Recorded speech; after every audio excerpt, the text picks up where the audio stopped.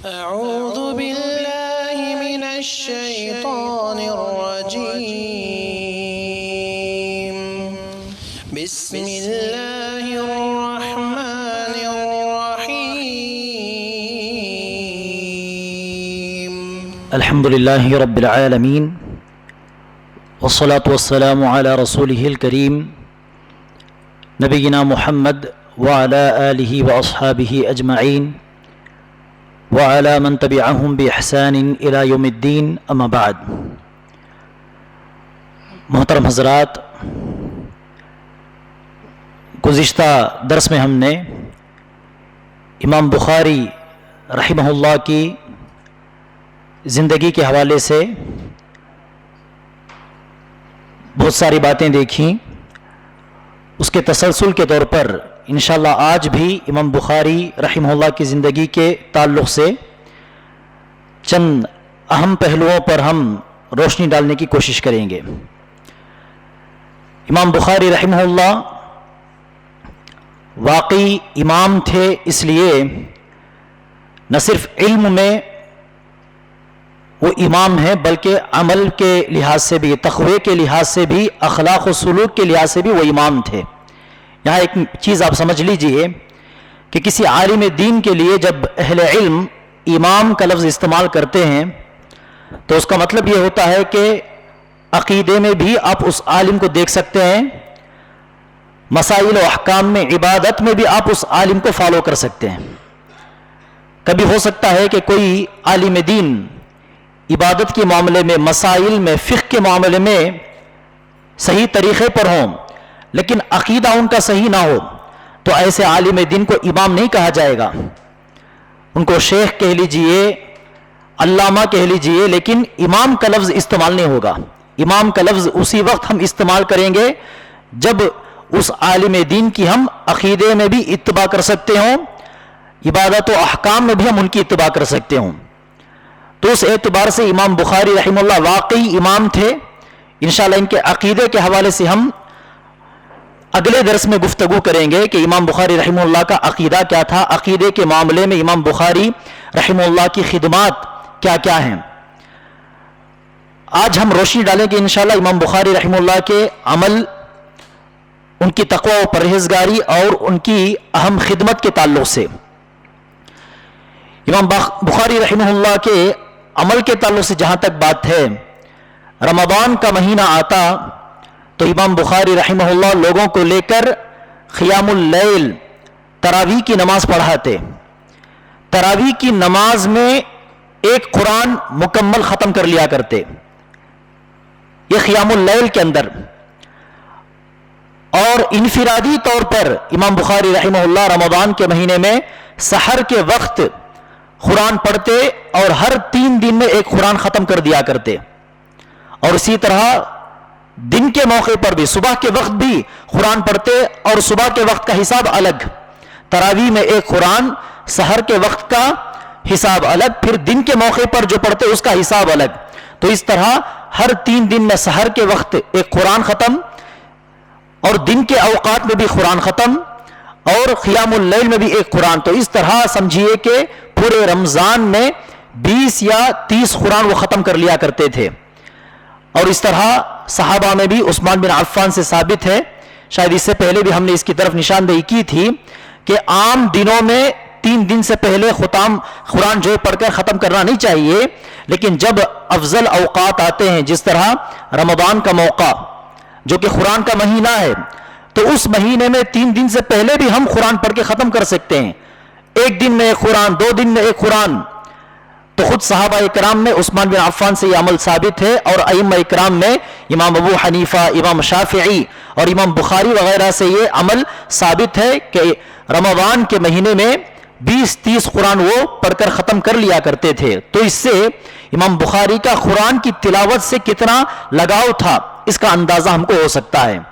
اور نماز کے حوالے سے ہم جب دیکھتے ہیں کہ ایک مرتبہ امام بخاری رحمہ اللہ نماز پڑھ رہے تھے تو اتنی یکسوئی کے ساتھ، للہیت کے ساتھ، دل جمعی کے ساتھ، پورے کانسنٹریشن کے ساتھ وہ نماز پڑھ رہے تھے کہ نماز ختم کرنے کے بعد انہوں نے اپنا کپڑا اٹھایا اور لوگوں سے کہا دیکھو کس چیز نے مجھے کاٹ لیا. لوگوں نے جب دیکھا تو پتا چلا کہ کسی کیڑے نے کسی چیز نے ان کو کاٹ لیا. 16 یا 17 مقامات میں اس کے ڈسنے کے نشانات تھے. تو کسی نے پوچھا کہ جب پہلی مرتبہ اس چیز نے آپ کو ڈسا کاٹا تو آپ نماز توڑ کر دیکھتے کہ کیا ہوا ہے, کس چیز نے کاٹا ہے. تو امام بخاری رحمہ اللہ نے کہا نہیں, اس وقت میں ایک سورت پڑھ رہا تھا نماز میں, میری یہ چاہت ہوئی کہ وہ سورہ میں مکمل کر لوں. ایسا ہی ایک واقعہ صحابی کے تعلق سے بھی آپ دیکھ سکتے ہیں حدیث کے اندر. قرآن پڑھ رہے تھے, دشمن نے تیر ماری, پیر پر آ کر وہ تیر لگ گئی, خون بہ رہا تھا لیکن نماز ختم نہیں کی. دوسرا تیر, تیسرا تیر, اس کے بعد نماز ختم کر کے لوگوں کو جگایا, صحابہ اکرام کو جگایا. کسی نے پوچھا جب پہلی تیر لگی اسی وقت لوگوں کو جگا دینا چاہیے تھا, اٹھا دینا چاہیے تھا صحابہ کو. تو کہا کہ میں قرآن پڑھ رہا تھا تو میں قرآن کی تلاوت کو روکنا نہیں چاہتا تھا, جو سورت میں پڑھ رہا تھا اس سورت کو مکمل میں پڑھنا چاہتا تھا. تو ہو بہو وہی مثال ہم امام بخاری رحمہ اللہ کی زندگی میں بھی دیکھتے ہیں. تو عمل کے اعتبار سے بھی امام بخاری واقعی ایک اسوہ تھے, ایک نمونہ تھے, ہمارے لیے ایک رول ماڈل تھے, قابل اتباع تھے, واقعی امام تھے. تقوی کے معاملے میں جب ہم دیکھتے ہیں تو امام بخاری رحمہ اللہ کہتے ہیں خود اپنے بارے میں کہ ارجو ان القى الله ولا يحاسبني انی اغتبت احدا. میں اللہ سے امید رکھتا ہوں جب کل قیامت کے دن میں اللہ کے سامنے کھڑا رہوں گا تو اللہ مجھ سے غیبت کے تعلق سے محاسبہ نہیں کرے گا, سوال نہیں پوچھے گا. میں اور آپ ہو سکتا ہے ہم کہیں کہ اللہ مجھ سے جو ہے قتل کے بارے میں سوال نہیں کرے گا, کیونکہ الحمدللہ میں نے کسی کا قتل نہیں کیا, آپ نے قتل نہیں کیا.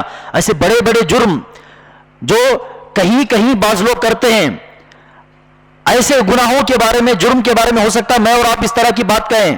لیکن غیبت جو ہر دن لوگ جو اٹھے بیٹھے کرتے رہتے ہیں, جھوٹ بولنا, ایسے معاملات میں میں اور آپ اس طرح کا جملہ نہیں کہہ سکتے. کل قیامت کے دن جب حساب و کتاب ہوگا اللہ مجھ سے غیبت کے تعلق سے ایک سوال بھی نہیں کرے گا, جھوٹ کے تعلق سے اللہ ایک سوال بھی نہیں کرے گا, ایک عورت کی جانب نظر اٹھا کر دیکھنے کے حوالے سے ایک سوال بھی نہیں کرے گا. ہم یہ نہیں کہہ سکتے. لیکن امام بخاری رحمہ اللہ کو دیکھیے غیبت کے حوالے سے کہتے ہیں کل قیامت کے دن اللہ مجھ سے غیبت کے بارے میں سوال نہیں کرے گا, کیونکہ انہوں نے غیبت نہیں کی. ایک دوسری روایت میں آتا ہے کہ امام بخاری نے کہا جس دن مجھے پتا چلا کہ غیبت حرام ہے میں نے کسی کی غیبت نہیں کی. تو اتنا پرہیزگاری کی زندگی وہ گزارا کرتے تھے. اس جملے کے بعد امام ذہبی جو بہت بڑے عالم دین ہیں, انہوں نے سیر و اعلام النبلاء نام کی ایک بہت بڑی کتاب لکھی جس کے سمجھے کہ 20-30 والیومز ہیں. اس میں اہل علم کے احوال زندگی انہوں نے بیان کیے. تو امام بخاری رحمہ اللہ کی بایوگرافی جب انہوں نے لکھی تو وہاں پر امام بخاری کا یہ قول انہوں نے نقل کیا, اور اس قول کے بعد وہ امام ذہبی بتاتے ہیں قلت صدق رحمہ اللہ, امام بخاری نے سچ کہا, انہوں نے غیبت نہیں کی لوگوں کی. اس کی سب سے بڑی دلیل کیا ہے؟ امام ذہبی کہتے ہیں ومن نظر فی کلامہ فی الجرح والتعدیل علم ورعہ فی الکلام فی الناس. جرح و تعدیل کے حوالے سے امام بخاری کے اقوال جو پڑھے گا اس کو پتا چلے گا کہ لوگوں کے بارے میں کچھ کہتے وقت, کوئی جملہ استعمال کرتے وقت کتنا وہ ڈرتے تھے, کتنا احتیاط برتتے تھے لوگوں کے بارے میں کچھ کہتے وقت. تو جرح و تعدیل کا مطلب کیا ہے؟ حدیث کے راویوں کے بارے میں یہ کہنا کہ فلاں راوی سچا ہے, اس کی حدیثیں تم لکھ سکتے ہو, اس کی حدیثیں تم قبول کر سکتے ہو. فلاں راوی جھوٹا ہے, اس کی حدیث مت لو. فلاں راوی جو ہے بدترین بدعتی ہے, وہ اپنی بدعت کے لیے جھوٹ بھی بول سکتا ہے, اس کی حدیث مت لو. تو اس طرح راویوں کے بارے میں اپنی اوپینین کو جو ہے ظاہر کرنا, تو اس کو جرح و تعدیل کہتے ہیں. تو اس وقت امام بخاری رحمہ اللہ کا گویا سب سے سخت لفظ کسی راوی کے بارے میں اگر کچھ کہنا ہو تو امام ذہبی کہتے ہیں فَإِنَّهُ أَكْثَرْ مَا يَقُولُ مُنْكَرُ الْحَدِيثِ. یہ حدیث کے معاملے میں اپنے سے بہتر راویوں کی مخالفت کرتے ہیں. بہتر روات نے جو حدیث روایت کی ان روایتوں کے ساتھ یہ راوی جو ہے کانٹراڈکٹ کرتا ہے, مخالفت میں, تعارض میں روایت کرتا ہے. تو اس طرح ایک لفظ کہہ دیا تو سمجھیے کہ وہ راوی گیا کام سے امام بخاری کے نظر میں. الفاظ اتنے سخت نہیں ہیں لیکن یہ لفظ استعمال ہو جائے تو گویا کہ امام بخاری کی نظر میں وہ راوی بالکل بدتر ہے, اس کی حدیثیں ہرگز لکھنا جائز نہیں, حرام ہے. کبھی کہتے کہ سکتوا عن, محدثین اس کی حدیث سے خاموش ہو گئے, مطلب یہ کہ اس کی حدیث کو لینا جائز نہیں, اس کی حدیث کو لکھنا جائز نہیں. کبھی کہہ دیتے فیہ نظر, اس راوی میں کوئی مسئلہ ہے, کچھ مسئلہ ہے, دال میں کچھ کالا ہے کہہ دیا تو سمجھیے کہ وہ راوی بالکل بیکار ہے. امام بخاری کی نظر میں وہ جھوٹا ہے, کذاب ہے. بہت کم امام بخاری رحمہ اللہ کسی راوی کے بارے میں کذاب کا لفظ استعمال کریں گے, بہت بڑا جھوٹا, بہت کم استعمال کریں گے. تو گویا کہ امام بخاری رحمہ اللہ کذاب کے بارے میں کذاب کہنے سے ڈرتے تھے, کہیں میرا یہ لفظ سخت نہ ہو جائے, کہیں اس لفظ کے بارے میں اللہ کے سامنے مجھے جواب دہ نہ ہونا پڑے. تو اس طرح ڈر ڈر کر پرہیزگاری کے ساتھ وہ تول تول کر جچے تلے الفاظ استعمال کیا کرتے تھے راویوں کے بارے میں. اور امام بخاری کے تقوی پرہیزگاری کی ایک سب سے بڑی دلیل یہ بھی ہے, جس طرح ہم نے گزشتہ درس میں یہ بیان کیا کہ اہل السنہ ہی کے ایک عالم, وہ بھی بڑے محدث تھے, محمد الزحلی, انہوں نے امام بخاری رحمہ اللہ پر تہمت لگا دی کہ یہ معتزلہ کے عقیدے سے تعلق رکھتے ہیں, انہوں نے قرآن کے الفاظ کو مخلوق کہہ دیا وغیرہ وغیرہ. تو اس طرح ان کے بہت بڑے حاسد تھے. امام بخاری پر امام زحلی نے تہمت لگائی, لیکن پھر بھی امام بخاری رحمہ اللہ نے کیا نہیں کیا, امام زحلی پر غصے کی بنیاد پر ان سے روایت کرنا نہیں چھوڑا. جب حدیث روایت کرنے کی ضرورت آتی تو امام زحلی کی روایت کردہ حدیثوں کو بھی وہ لوگوں کے سامنے بیان کرتے. تو ان کے غصے نے حدیث کی روایت سے ان کو نہیں روکا. حدیث روایت کرنے کی جہاں باری آئی تو دیکھا کہ امام زحلی اہل السنہ سے تعلق رکھنے والے عالم ہیں, وہ بھی ایک صحیح منہج کے محدث ہیں, تو حدیث کی روایت کر دی. دونوں کا آپسی جھگڑا اپنی جگہ, لیکن روایت کرنے کی جب بات آئی تو انہوں نے اس امام سے بھی حدیثیں روایت کی. اسی لیے جب لوگوں نے امام بخاری, جب امام زحلی رحمہ اللہ کے تلامذہ اسٹوڈنٹس کی لسٹ بیان کی ان کے بایوگرافی میں کہ امام زحلی نے فلاں فلاں شیوخ سے حدیثیں پڑھی ہیں اور ان سے فلاں فلاں لوگوں نے حدیثیں بیان کی ہیں, تو ان کے اسٹوڈنٹس کے تلامذہ کے لسٹ میں ہم جب دیکھتے ہیں تو خود امام بخاری کا نام بھی وہاں پر آتا ہے. پتہ چلا کہ امام زحلی کا ان سے اختلاف تھا, غصہ تھا, لیکن پھر بھی امام زحلی سے وہ حدیثیں روایت کیا کرتے تھے, لوگوں کو ان کی حدیثیں بیان کیا کرتے تھے. تو یہ ان کے تقوی کے حوالے سے دو چند باتیں رہیں. اب جب امام بخاری رحمہ اللہ کی خدمات کی بات آتی ہے تو امام بخاری رحمہ اللہ کی بہت ساری خدمات ہیں اسلام کے لیے اور اہل اسلام کے, مسلمانوں کے لیے. اس میں سب سے بڑی خدمت ہے, سب سے نمایاں خدمت ہے جو کہ امام بخاری کے حق میں بہت بڑا صدقہ جاریہ ہے. قیامت تک آنے والے مسلمانوں کے ذریعے اللہ تبارک و تعالی امام بخاری کے کھاتے میں, ان کے نامہ اعمال میں ہر دن پتہ نہیں کتنے لاکھ کتنے کروڑوں نیکیاں اللہ تبارک و تعالی لکھتا رہے گا ان کی اس ایک خدمت کی وجہ سے. وہ خدمت کیا ہے؟ صحیح بخاری کی تالیف. ہر دن لوگ صحیح بخاری پڑھتے ہیں, ان احادیث کی روشنی میں اپنے ایمان کو درست کرتے ہیں, اپنے عقیدے کو درست کرتے ہیں, اپنی نمازوں کو درست کرتے ہیں, اپنے زکوٰۃ کے مسائل سمجھتے ہیں, روزے کے احکام سمجھتے ہیں اور پتہ نہیں کتنی چیزیں. تو ہر دن مدارس میں, ہر دن مسجدوں میں, ہر دن کئی جگہوں میں مسلمان صحیح بخاری کا مطالعہ کرتے ہیں اور استفادہ کرتے ہیں اور اس کو عملی نمونہ بھی دیتے ہیں. تو قیامت کے دن تک انشاءاللہ یہ سلسلہ جاری رہے گا. تو سوچئے کہ ان احادیث کو مرتب کرنے والے اس امام کے حق میں اللہ تبارک و تعالیٰ کتنی نیکیاں نہیں لکھتا ہوگا. تو سب سے بڑی نمایاں خدمت ہے صحیح بخاری کی تالیف. صحیح بخاری جو عام طور پر ہم صحیح بخاری کہتے ہیں, اس کا اصل نام, صحیح نام ہے الجامع المختصر, الجامع الصحیح, الصحیح الجامع المسند, الصحیح المختصر من امور رسول اللہ صلی اللہ علیہ وسلم وسننہ وایامہ.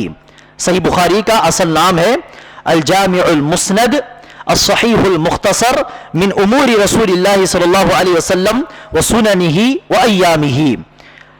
اب اس کتاب کی تالیف کا سبب کیا ہے, کیوں انہوں نے صحیح بخاری کی تالیف کی, کیوں یہ کتاب انہوں نے ترتیب دی؟ اس کے دو اسباب بیان کیے جاتے ہیں. ایک سبب یہ ہے کہ امام بخاری رحمہ اللہ اپنے ایک استاذ جن کا نام تھا اسحاق بن راہویہ یا کہ راہوی, ان کے درس میں موجود تھے. تو اس وقت اسحاق بن راہویہ نے ایک مرتبہ اپنی ایک چاہت, اپنی ایک آرزو ظاہر کی کہ کیا ہی اچھا ہوتا کہ کوئی مسلمانوں کے لیے صحیح احادیث کو ایک جگہ جمع کر دے, صحیح احادیث کو یکجا کر کے مسلمانوں کو دے. کیا ہی اچھا ہوتا کہ کوئی بندہ ایسی خدمت کر دے. تو امام بخاری رحمہ اللہ ایک طالب علم کی حیثیت سے, شاگرد کی حیثیت سے وہاں پر موجود تھے. تو ان کے دل میں یہ چاہت پیدا ہوئی, یہ عزم گویا پیدا ہوا کہ میں یہ خدمت ضرور کروں گا, ضرور یہ خدمت میں کروں گا, لوگوں کے لیے صرف صحیح احادیث کا مجموعہ میں تیار کروں گا, ایک ایسی کتاب میں لکھوں گا جس میں صرف صحیح احادیث مذکور ہوں. تو ان کے استاذ کی بات گویا کہ ان کے دل میں بیٹھ گئی.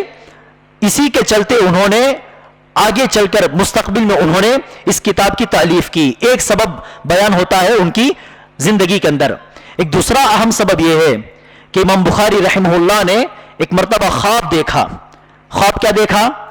دیکھا کہ اللہ کے رسول صلی اللہ علیہ وسلم بیٹھے ہوئے ہیں اور اللہ کے رسول صلی اللہ علیہ وسلم کے بازو میں بغل میں کھڑے ہو کر امام بخاری رحمہ اللہ پنکھا چلا رہے ہیں. اللہ کے رسول صلی اللہ علیہ وسلم کے اوپر مکھی بیٹھنے والی ہے, تو امام بخاری پنکھا چلا کر اس مکھی کو گیا بھگا رہے ہیں, دور کر رہے ہیں. تو اس کی تعبیر امام بخاری کو یہ بتلائی گئی کہ اللہ کے نبی صلی اللہ علیہ وسلم کی جانب جھوٹی حدیثیں یا ضعیف حدیثیں منسوب ہوگی تو تم ان حدیثوں کو اللہ کے رسول صلی اللہ علیہ وسلم سے دور کرو گے, رسول کی نسبت سے ان حدیثوں کو تم دور کرو گے. یہ گویا تعبیر بتائی گئی. اسی کے چلتے ہو سکتا ہے کہ امام بخاری رحمہ اللہ نے اس خواب کو شرمندہ تعبیر کرتے ہوئے صحیح احادیث کا مجموعہ تیار کیا.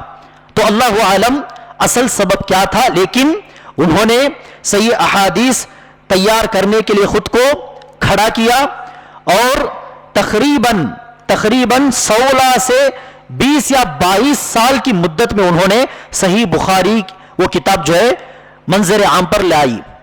اس کتاب کو تیار کرنے میں, احادیث کو جمع کرنے میں, احادیث کو چھانٹ کر بالکل منتخب احادیث کو اس میں ذکر کرنے میں گویا کہ 16 سے 20 یا 22 سال لگے اس کتاب کی تکمیل کے لیے. اس احادیث کی کتاب کے اندر کل احادیث 7560/3 کے آس پاس ہیں, کچھ آگے پیچھے ہو سکتا ہے, لیکن اکثر لوگوں کا یہ کہنا ہے کہ اس کتاب کے اندر 7560/3 حدیثیں موجود ہیں. یہ تکرار کے ساتھ, تکرار کے ساتھ کا مطلب کیا ہے؟ مثال کے طور ریپیٹیشن کے ساتھ. ایک ہی حدیث کو امام بخاری رحمہ اللہ کئی مختلف ٹاپکس کے اندر وہ ذکر کریں گے, کیونکہ ایک حدیث کے اندر کئی مسائل ہم سمجھ سکتے ہیں, کئی باتیں ہم کو ایک حدیث کی روشنی میں سمجھ میں آ سکتی ہیں. تو شروعات میں ایک ٹاپک کے اندر وہ حدیث ذکر کریں گے اور پھر اسی حدیث کو کسی دوسری ٹاپک کے اندر بھی وہ ذکر کریں گے. تو ریپیٹیشن کے ساتھ صحیح بخاری کے اندر کل ملا کر لگ بھگ 7560/3 حدیثیں ہیں, اور ریپیٹیشن کے بغیر, تکرار کے بغیر اگر کہا جائے تو تقریباً 4000 حدیثیں ہیں صحیح بخاری کے اندر. اور صحیح بخاری اس کتاب کو جب امام بخاری رحمہ اللہ نے ترتیب دیا, احادیث کو اس کے اندر ذکر کیا, تو امام بخاری رحمہ اللہ نے گویا کہ 1,00,000 صحیح احادیث میں سے چن چن کر حدیثوں کو لیا اور اپنی اس کتاب کے اندر صحیح بخاری کے اندر ذکر کیا. کیونکہ اس سے پہلے ہم نے ان کا ایک قول نقل کیا تھا کہ امام بخاری رحمہ اللہ نے کہا کہ مجھے 2,00,000 ضعیف حدیثیں حفظ ہیں, میرے ذہن میں موجود ہیں, اور 1,00,000 صحیح حدیثیں مجھے یاد ہیں. تو گویا کہ 1,00,000 صحیح حدیثیں جو امام بخاری کو یاد تھیں, ان صحیح احادیث میں سے چن چن کر امام بخاری رحمہ اللہ نے اپنی اس کتاب کے اندر حدیثوں کو ذکر کیا ہے، بلا تکرار 4000 حدیثوں کو. تو سوچئے کہ جب امام بخاری رحمہ اللہ 1 لاکھ صحیح احادیث میں سے احادیث کو چنتے ہیں تو ضرور بضرور وہ سب سے بہتر حدیث ہوگی، سند کے اعتبار سے، صحت اتھینٹسٹی کے اعتبار سے بالکل صحیح حدیث ہوگی. تو امام بخاری رحمہ اللہ نے 1 لاکھ حدیثوں میں سے 4000 حدیثوں کو چنا ہے. تو یہ خود جو ہے امام بخاری رحمہ اللہ کی بہت بڑی خدمت ہوئی، اور ان احادیث کی صحت کے حوالے سے ایک بہت بڑی دلیل ہوئی. اور اس کے علاوہ وہ کیا کرتے، احادیث کو اپنی کتاب کے اندر لکھنے سے پہلے 2 رکعت استخارے کی نماز پڑھتے اور استخارہ کرتے. جب اطمینان ہو جاتا تب جا کر اس حدیث کو کتاب کے اندر لکھتے. تو 1 لاکھ حدیثوں سے چن چن کر حدیثوں کو نکالنا جو بالکل صحیح ہو، جس میں شک کی گنجائش نہ ہو، بالکل کڑی سے کڑی شرط پر وہ حدیثیں اترتی ہوں، ایسے حدیثوں کو نکالنا. پھر اس کے بعد ان حدیثوں کو کتاب میں لکھنے سے پہلے استخارہ کرنا، اطمینان ہو جانے کے بعد حدیث کو لکھنا. پھر تیسرے مرحلے میں ان احادیث کو لکھنے کے بعد امام بخاری رحمہ اللہ نے اس زمانے کے بڑے بڑے محدثین کے سامنے ان حدیثوں کو پیش کیا اور پوچھا کہ کیا واقعی یہ حدیث صحیح ہے، کیا میرا یہ فیصلہ آپ کی نظر میں صحیح ہے. تو امام احمد بن حنبل رحمہ اللہ کے سامنے یہ کتاب پیش کی گئی. اسحاق بن راہویہ، یحییٰ بن معین، علی بن عبداللہ المدینی جیسے بڑے بڑے محدثین کے سامنے امام بخاری نے اس مجموعے کو پیش کیا اور پوچھا کہ بتائیے کیا یہ احادیث واقعی صحیح ہیں، کیا میرا یہ فیصلہ صحیح ہے یا غلط ہے. تو ان لوگوں نے ان کے فیصلے کو برقرار رکھا. گویا کہ ان کی جانب سے امام بخاری رحمہ اللہ کو تقریر ملی، یعنی انہوں نے ان احادیث کو صحیح گردانا، سوائے 4-5 احادیث کے. ان محدثین نے 4-5 احادیث کو گویا کہ ضعیف سمجھا، یا کہ یہ سمجھا کہ یہ آپ کی کنڈیشن پر نہیں اترتی، آپ کے شرط پر نہیں اترتی. 4-5 احادیث کے سوائے ان احادیث کے بارے میں بھی اہل علم دیگر علماء کا کہنا ہے کہ ان احادیث میں امام بخاری کا قول زیادہ صحیح ہے، امام احمد بن حنبل کے قول سے زیادہ، یحییٰ بن معین کے قول سے زیادہ. تو اس طرح بڑے بڑے اہل علم کے سامنے وہ حدیثیں پیش کی گئیں. تو اس مرحلے کے بعد وہ کتاب منظر عام پر آئی. تو اس کے بعد چوتھا مرحلہ کیا ہے، جب یہ کتاب دیگر تمام اہل علم کے سامنے آئی، انہوں نے ان احادیث کو پڑھا، تو تمام امت کے علماء کا یہ اتفاق ہے، اس بات پر وہ تمام علماء اتفاق کر گئے کہ صحیح بخاری کی تمام احادیثیں صحیح ہیں. تو یہاں پر امت کا اجماع بھی اس کتاب کو حاصل ہے. کوئی یہ نہ سمجھے کہ امام بخاری ایک انسان ہے، انسان سے غلطی ہوتی ہے تو صحیح بخاری کے اندر بھی ضعیف حدیثیں ہوں گی. تو اس طرح کہنا غلط ہے، کیونکہ یہ صرف ایک امام کی خدمت نہیں ہے، بلکہ اس خدمت کے پیچھے امام احمد بن حنبل، یحییٰ بن معین، علی بن مدینی اور دیگر کئی اہل علم کی گویا جو ہے تقریر حاصل ہے. انہوں نے اپروول دیا اس صحیح بخاری کی کتاب کو. اور اس کے بعد اگلا مرحلہ کیا بتایا ہم نے کہ پوری امت کے علماء نے ان احادیث کو جو ہے صحیح گردانا ہے، صحیح جانا ہے. تو گویا کہ امت کا اجماع ہے. تو صرف صحیح بخاری کے اندر امام بخاری کی خدمت نہیں بلکہ پوری امت کا اجماع بھی موجود ہے. اس لیے ہمیں اس کتاب کو کسی ایک تنہا آدمی کی خدمت کے طور پر نہیں دیکھنا چاہیے بلکہ پوری امت کے اجماع کے طور پر دیکھنا چاہیے. ہاں امام بخاری سے غلطی ہو سکتی ہے، ان کی دیگر جو کتابیں الادب المفرد مثال کے طور پر، ان کی جو دیگر کتابیں ہیں خلق و افعال العباد، جزء رفع الیدین، ایسی کتابوں کے اندر ہو سکتا ہے کہ ضعیف حدیثیں ہوں، اختلاف کیجئے کوئی مسئلہ نہیں. لیکن جہاں صحیح بخاری کی بات ہے وہاں پر امت کا اجماع ہے کہ اس کے اندر جو بھی حدیثیں موجود ہیں تمام کی تمام حدیثیں صحیح حدیثیں ہیں. اس لیے اجماع کی خاطر ہمیں ان احادیث کا احترام کرنا چاہیے اور ان احادیث کو صحیح احادیث کے طور پر قبول کرنا چاہیے. صرف ایک آدمی کی خدمت ہوتی تو اختلاف کی گنجائش تھی. تو اس لیے صحیح بخاری کی احادیث کے اندر نکتہ چینی کرنا یہ گویا کہ اجماع کے خلاف جانا ہے. ہاں چند احادیث ہیں، چند احادیث جیسے کہ ہم نے بتلایا کہ احمد بن حنبل، یحییٰ بن معین نے جب ان احادیث کو دیکھا تو 4-5 احادیث کے تعلق سے اختلاف کیا، کہا کہ یہ حدیث ہماری نظر میں صحیح نہیں ہے. تو ان 4-5 حدیثوں کے سوائے، اور اسی زمانے میں جب امت کا اجماع ہوا اس سے پہلے گویا امام دارقطنی رحمہ اللہ نے صحیح بخاری کی چند احادیث، شاید اس کی تعداد لگ بھگ 80-90 حدیثوں تک پہنچتی ہے، ان کے تعلق سے انہوں نے اختلاف کیا. اور اس اختلاف کو بھی کئی درجے میں ہم بانٹ سکتے ہیں. ایک قسم کیا ہے؟ ایک قسم وہ ہے کہ جہاں پر امام دارقطنی رحمہ اللہ کہتے ہیں کہ احادیث صحیح تو ہیں لیکن امام بخاری کی شرط پر نہیں اترتی. حدیث تو صحیح اپنی جگہ، لیکن امام بخاری نے جو کنڈیشن اپنی کتاب کے لیے رکھا ہے اس کنڈیشن پر یہ حدیثیں نہیں اترتی. تو ایسا ایک کریٹیسزم. اور دوسرا کریٹیسزم کیا تھا امام دارقطنی کا؟ یہ تھا کہ امام بخاری رحمہ اللہ سے یہاں پر چوک ہو گئی ہے، یہ حدیثیں صحیح حدیثیں نہیں ہیں، یہ ضعیف حدیثیں ہیں. تو اس طرح چند حدیثوں کے بارے میں امام دارقطنی رحمہ اللہ کا قول. تو ان تمام احادیث کے بارے میں جن کی تعداد لگ بھگ 70 سے 80 تک پہنچتی ہے، ان تمام احادیث کے بارے میں صحیح بخاری کی سب سے بہترین شرح لکھنے والے حافظ ابن حجر رحمہ اللہ نے اپنی شرح کی مقدمے کے اندر جس کا نام ہے ہدی الساری، شرح کا نام ہے فتح الباری اور مقدمے کا نام ہے ہدی الساری.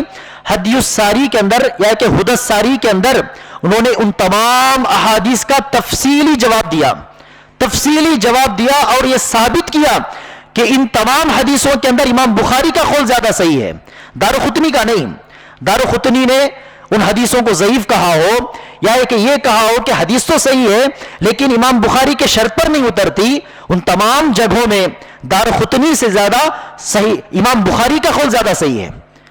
عام طور پر اب کیا تفصیل ہے، اس تفصیل میں جانے کے بجائے امام حافظ ابن حجر نے کیسے جواب دیا، کیسے جو یہ ثابت کیا کہ یہاں پر امام بخاری سے زیادہ، امام دارقطنی سے زیادہ امام بخاری کا قول زیادہ صحیح ہے، ان کا اوپینین زیادہ بہتر ہے، کیا ریزنز انہوں نے بیان کیے، کیا تحقیق انہوں نے پیش کی، ان تمام چیزوں میں جانے کے بجائے سرسری طور پر بھی دیکھا جائے امام بخاری بڑے محدث ہیں یا امام دارقطنی بڑے محدث ہیں؟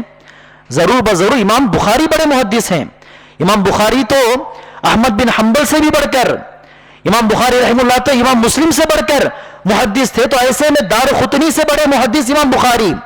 تو امام دارقطنی کے قول سے زیادہ امام بخاری کا قول زیادہ صحیح ہوگا، تو انہوں نے ان احادیث کو صحیح کہا ہے اور دوسری طرف دارقطنی نے ان 80 حدیثوں کو ضعیف قرار دیا، تو امام بخاری کا قول ہی زیادہ صحیح رہے گا. اسی کو امام حافظ ابن حجر رحمہ اللہ نے اپنی کتاب کے اندر تفصیلی طور پر، تحقیقی طور پر ثابت کیا، ایک ایک حدیث پر انہوں نے گفتگو کی.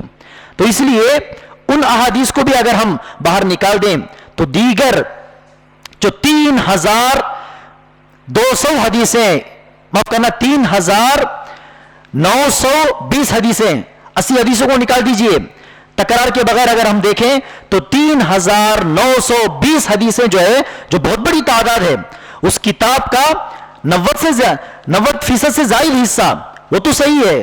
ان احادیث میں تو اس امت کا اجماع ہے، ان احادیث میں کسی امام نے، اس زمانے کے کسی محدث نے کلام نہیں کیا، کرٹیسزم نہیں کیا. تو ان احادیث کے بارے میں آج ہم آ کر، اجماع ہو جانے کے بعد آج ہم آ کر کچھ کلام کریں، اختلاف کریں، یہ صحیح نہیں ہے.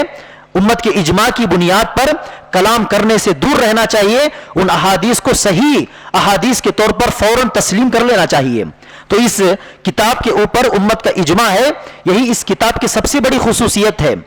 اور بعض اہل علم کے اختلاف کے ساتھ کئی علماء کا، جمہور علماء کا اس بات پر بھی اتفاق ہے کہ قرآن کے بعد سب سے صحیح کتاب صحیح بخاری ہے. بعض لوگوں کا کہنا ہے کہ صحیح مسلم. اختلاف موجود ہے، لیکن جمہور علماء کا، بہت سارے علماء کا یہ کہنا ہے کہ کتاب اللہ کے بعد سب سے صحیح کتاب اس روئے زمین پر صحیح بخاری ہے. اصح الکتاب بعد کتاب اللہ صحیح البخاری، یہی بہت سارے علماء کا قول ہے. اور اس صحیح بخاری کے اندر امام بخاری رحمہ اللہ کی علمی صلاحیتوں کی بہت ساری دلیلیں، بہت سارے نمونے ہم دیکھ سکتے ہیں. یہ امام بخاری رحمہ اللہ کی تمام کتابوں کے اندر گویا کہ سب سے بہترین کتاب شاہکار جسے ہم کہتے ہیں، تو سب سے بہترین کتاب، اس کتاب کے اندر امام بخاری رحمہ اللہ کا عقیدہ بھی آپ کو مل جائے گا. امام بخاری رحمہ اللہ کی جو ہے علمی صلاحیت، علوم حدیث کے اندر علمی صلاحیت کی دلیلیں بھی آپ کو اس کتاب کے اندر مل جائیں گی.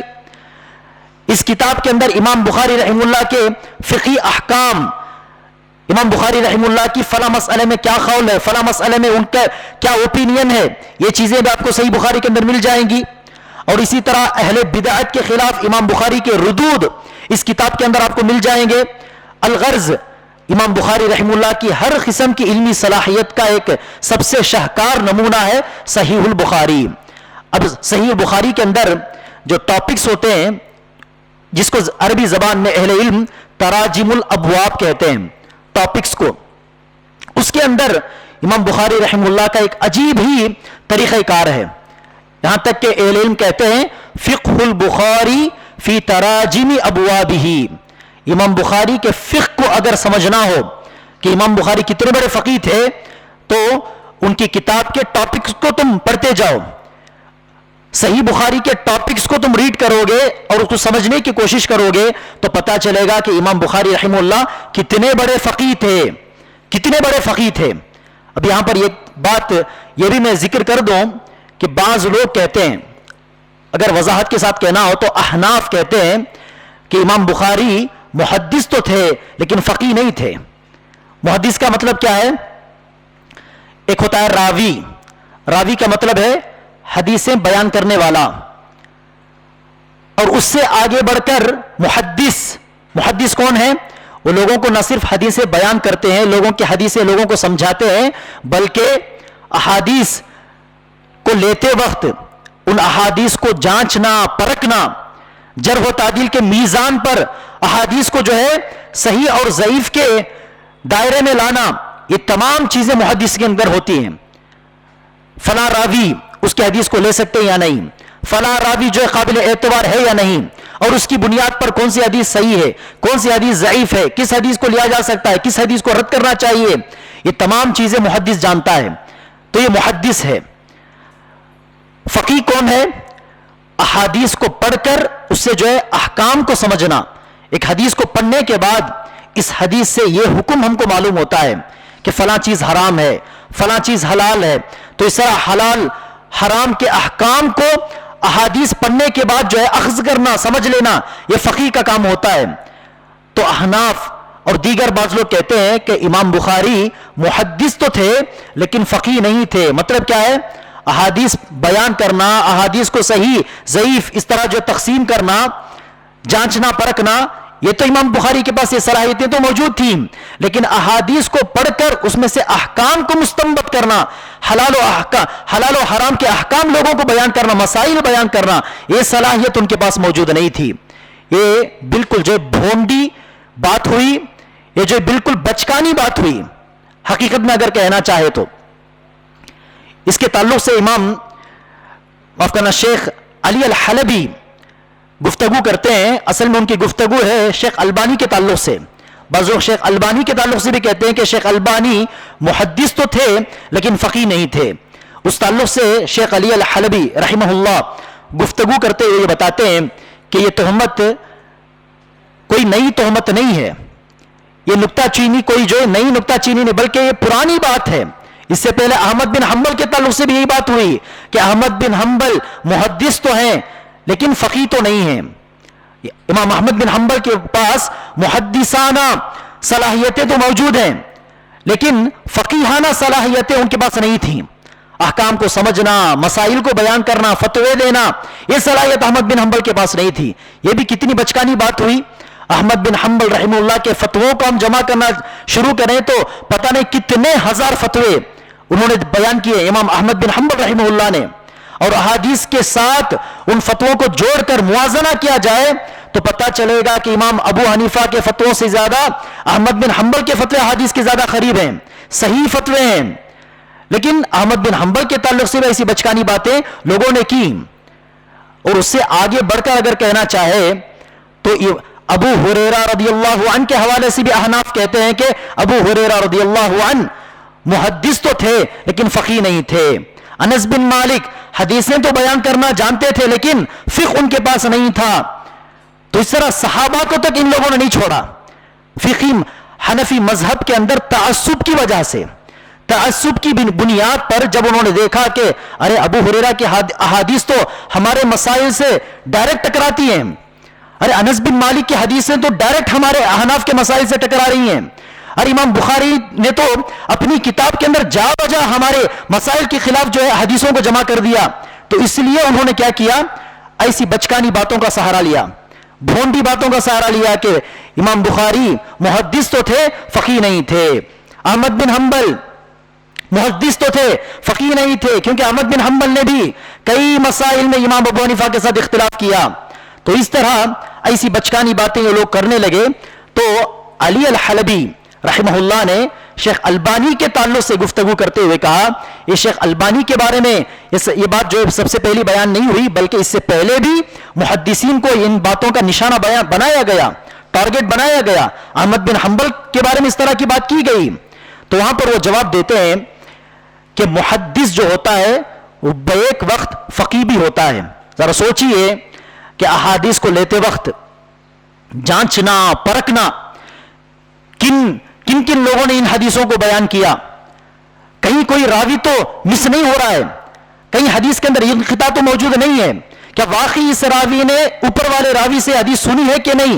اس طرح جانچنے کی صلاحیت کسی کے پاس ہو تو کیا اس کے پاس حرام و حلال سمجھنے کی صلاحیت نہیں ہوگی؟ اتنی عقل نہیں ہوگی؟ تو محدثانہ صلاحیت جس کے پاس ہوگی لازمی طور پر اس کے پاس فقیہانہ صلاحیتیں بھی موجود ہوں گی، اتنی عقل تو ضرور ہوگی.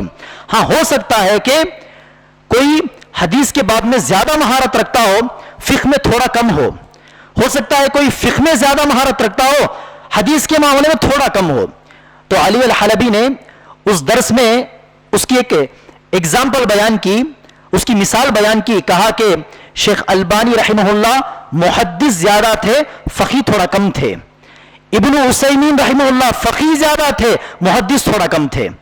اب امام البانی رحمہ اللہ کے پاس محدثانہ صلاحیتیں کوٹ کوٹ کر بھری ہوئی تھیں، لیکن فقیہ بھی تھے، وہ احکام بھی بیان کیا کرتے تھے اور باریک باریک مسائل بھی بیان کرتے تھے. اس کی مثالیں میں بیان کروں تو شاید گفتگو لمبی ہو جائے امام البانی کے بارے میں.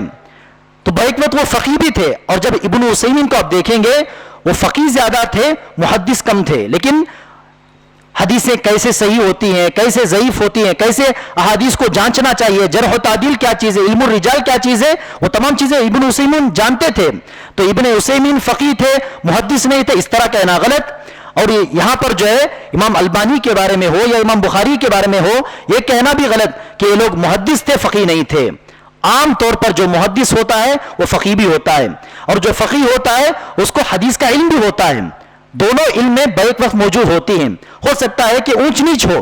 تو اس طرح امام بخاری کے تعلق سے ایسی باتیں لوگوں نے بیان کی محض اپنے مذہب کے اندر تعصب کی وجہ سے.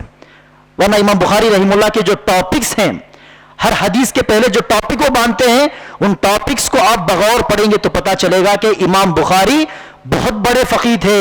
یہاں تک کہ بعض اہل علم نے کہا کہ امام بخاری رحمہ اللہ احمد بن حنبل سے بھی بڑے فقیہ.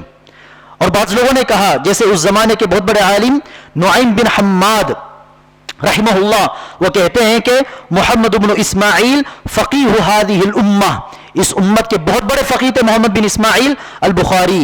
اور اسی طرح اسحاق بن راہویہ جو امام بخاری رحمہ اللہ کے سب سے اہم استاذ ہیں، وہ کہتے ہیں کہ اگر امام بخاری رحمہ اللہ حسن حسین کے زمانے، صحابہ کے زمانے میں ہوتے تو لوگ جس طرح صحابہ کے پاس علم پڑھنے کے لیے جاتے تھے، اسی طرح امام بخاری کے پاس بھی علم پڑھنے کے لیے آتے. اس قول کے اندر اسحاق بن راہویہ یہ کہتے ہیں کہ لَحْتَاجَ النَّاسُ إِلَيْهِ لِمَعْرِفَتِهِ بِالْحَدِيثِ وَفِقْهِهِ. امام بخاری کے علم حدیث کی وجہ سے اور فقہ کی وجہ سے صحابہ کرام کی موجودگی میں بھی لوگ امام بخاری کے پاس پڑھنے جاتے. بیک وقت جس طرح صحابہ کی اہمیت، اسی طرح امام بخاری کی بھی اہمیت ہوتی. اسی طرح کی اہمیت سعید بن مسیب کو حاصل تھی. صحابہ کرام کے پاس لوگ سوال پوچھنے آتے، لیکن صحابہ کرام سعید بن مسیب کی جانب اشارہ کرتے اور کہتے کہ جاؤ ان سے فتویٰ پوچھو. صحابہ تابعین کی جانب اشارہ کرتے. تو امام بخاری بھی اگر اس زمانے میں زندہ ہوتے تو ان کا بھی یہی حال ہوتا. صحابہ کرام امام بخاری کی جانب اشارہ کرتے کہ جاؤ اس عالم دین سے پوچھ لو, حدیث کا مسئلہ ہو اس سے پوچھو, فقہ کا مسئلہ اس سے پوچھو. تو یہ اسحاق بن راہویہ رحمہ اللہ کا قول امام بخاری کے بارے میں. تو اس طرح امام بخاری رحمہ اللہ بہت بڑے فقیہ تھے. اس کی سب سے بڑی دلیل احادیث کے پہلے جو وہ ٹاپک باندھتے ہیں, جو ٹاپک لکھتے ہیں, ان ٹاپک کو آپ پڑھ لیں گے تراجم الابواب کو تو آپ کو پتا چل جائے گا کہ وہ بہت بڑے فقیہ تھے. یہ بہت مشہور جملہ ہے اہل علم کا, فقہ البخاری فی تراجمہ. اس کی ایک مثال یہ ہے کہ اگر اہل علم کسی مسئلے میں متفق ہوں کہ یہ چیز حرام ہے تو وہاں امام بخاری رحمہ اللہ یہ ٹاپک باندھیں گے کہ اس طرح کرنا حرام. جس طرح مثال کے طور پر سود کھانا حرام ہے, اس طرح کہہ کر مثال کے طور پر وہ حدیثیں لائیں گے. اگر کسی مسئلے میں اہل علم کے درمیان اختلاف ہو, بعض لوگ اس کو جائز کہتے ہوں, بعض لوگ اس کو حرام کہتے ہوں, تو وہاں پر سوال کی نشان میں لائیں گے, کہیں گے کہ کیا اس طرح کرنا جائز ہے, سوال, کیونکہ اس مسئلے کے اندر اہل علم کے درمیان اختلاف موجود ہے. تو امام بخاری رحمہ اللہ کا یہ طریقہ یہ بتلاتا ہے کہ امام بخاری رحمہ اللہ کے قدم جو ہے فقہ کے معاملے میں بالکل گہرے جو جمے ہوئے تھے. ان کو پتا تھا کہ اہل علم کے درمیان کس معاملے میں اجماع ہے, کس معاملے میں اختلاف ہے, اہل علم کہاں پر متفق ہیں, کہاں پر وہ مختلف ہیں. یہ تمام چیزیں امام بخاری رحمہ اللہ جانتے تھے.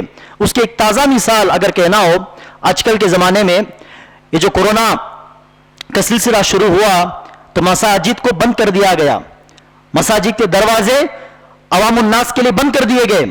تو پتہ نہیں اس وقت جو ہے بڑے بڑے فقیہ بات کرنے لگے اور کہنے لگے کہ اس طرح کرنا حرام ہے, مسلسل 3 جمعہ چھوڑ دیا تو ان کے دل میں مہر لگا دیا جائے گا. پتہ نہیں ان احادیث کو لا کر ایسے سچویشن کے اوپر لوگ جو ہے چسپا کرنے لگے, فکس کرنے لگے. تو اس وقت جو ہے بعض اہل علم نے ابن عثیمین رحمہ اللہ کے درس سے ایک بات نکالی صحیح بخاری کے حوالے سے کہ صحیح بخاری کے اندر امام بخاری رحمہ اللہ نے ایک حدیث بیان کی. وہ حدیث کیا ہے کہ کعبۃ اللہ کے اندر اللہ کے رسول صلی اللہ علیہ وسلم اور چند صحابہ کرام جن میں سے بلال رضی اللہ عنہ بھی تھے, کعبۃ اللہ کا دروازہ کھولا فتح مکہ کے وقت, مکہ کو جب فتح کیا اور کعبۃ اللہ کے اطراف اور اندر کے تمام بتوں کو اللہ کے رسول نے پھوڑا, بتوں سے بیت اللہ کو پاک کیا. تو اس وقت اللہ کے رسول اور بعض صحابہ کرام جس میں بلال بھی تھے اندر داخل ہوئے اور دروازہ بند کر دیا. دیگر صحابہ کرام کو اندر آنے نہیں دیا, دروازہ بند کر دیا کہ تم لوگ اندر نہیں آ سکتے. بعض لوگ اندر گئے اور وہاں پر اللہ کے رسول صلی اللہ علیہ وسلم نے 2 رکعت نماز پڑھی. جب اللہ کے رسول باہر آئے تو ابن عمر باہر کھڑے ہوئے تھے, انہوں نے غالباً بلال رضی اللہ عنہ سے پوچھا کہ کیا اللہ کے رسول صلی اللہ علیہ وسلم نے کعبۃ اللہ کے اندر نماز پڑھی, کیونکہ کعبۃ اللہ کی طرف متوجہ ہو کر فیس کر کے نماز پڑھنا چاہیے. اب خود کعبۃ اللہ کے اندر چلے جائیں گے کہ تو کیا نماز پڑھنا جائز ہے, کیونکہ وہاں پر کسی ایک ڈائریکشن میں آپ کو کھڑنا ہی پڑے گا, وہاں پر کعبۃ اللہ کی طرف آپ کا ڈائریکشن نہیں ہوگا.